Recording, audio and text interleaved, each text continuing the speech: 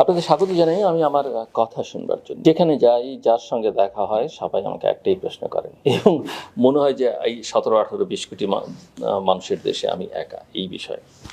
ভাই, নির্বাচনটা হচ্ছে তো, আপনি এখন কি মনে করেন? অনেকের মধ্যে এই প্রশ্ন আছে, নির্বাচন হবে কি হবে না, সংশয় আছে। কিন্তু সবাই আমাকে জিজ্ঞেস করেন এই কারণে যে এই বিষয়ে আমি কনসিস্টেন্টলি কথা বলছি। আমি বহু আগে নির্বাচন চেয়েছি, ডিসেম্বরের মধ্যে নির্বাচন হওয়াটা দরকার ছিল। বলেছি বিলম্বে হলে সমস্যা হবে। লন্ডনে যখন মিস্টার তারেক রহমান এবং প্রফেসর মোহাম্মদ ইউনূসের মধ্যে বৈঠক হলো, তারা ফেব্রুয়ারিতে নির্বাচন নিয়ে গেলেন।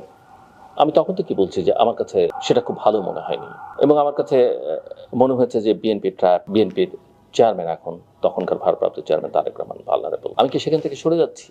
নির্বাচনের তো মাত্র আর কয়েকটা দিন। অনেকে বলে ভাই কিছু তো হচ্ছে না, আমি সরে যাই। আমি আবেগ দিয়ে বিষয়গুলোকে দেখার চেষ্টা করি না। আমি রাজনীতির ছাত্র, রাজনীতির সঙ্গে আমার ঘর সংসার, এর বাইরে আমার অন্য কোনো কাজ নেই।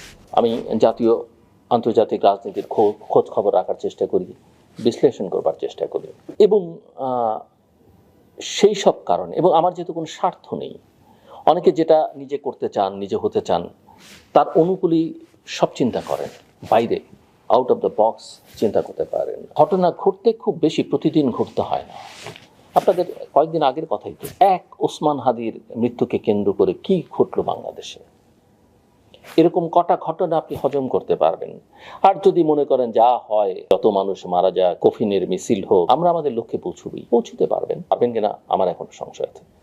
বাংলাদেশে এই যে দেশি বিদেশি অনেকের কথাবার্তা নিয়ে এখন আলোচনা হচ্ছে না, অনেক কথাবার্তা আমরা শুনছি। বাংলাদেশে এখন অনেক প্লেয়ার, দেশি এবং বিদেশি, গুপ্ত প্লেয়ার আছে এবং তারা সবাই সক্রিয়। এদের মধ্যে অনেক নটোরিয়াস এলিমেন্ট আছে। কে কখন কোন দিক থেকে কি করছে আপনি কিচ্ছু বুঝতে পারবেন না।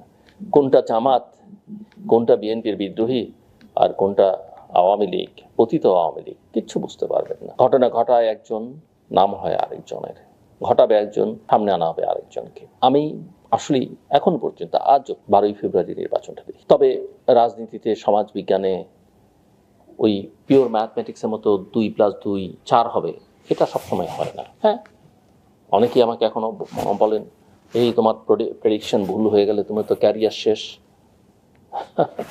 আমি মনে করি যে বিষয়টা এইরকম নয়। আমি দেখি না, আবারও বলি, আর নির্বাচনটা যদি হয়ও, ইতিহাসের উৎসব মুখোশেরা নির্বাচন, ইতিহাসের সবচেয়ে নিকৃষ্টতম নির্বাচন এটা হবে। তখন যারা বলবেন ভাই নির্বাচন তো হয়ে গেল, তারাই বলবেন ভাই না হওয়ার চেয়ে না হওয়াটা ভালো, এবং ফলাফল সবার জন্য সুখকর নাও হতে পারে। যে যা ভাবছেন ফলাফলটা সেরকম নাও হতে পারে। এটাও একটা ইঞ্জিনিয়ার্ড ইলেকশন হতে পারে।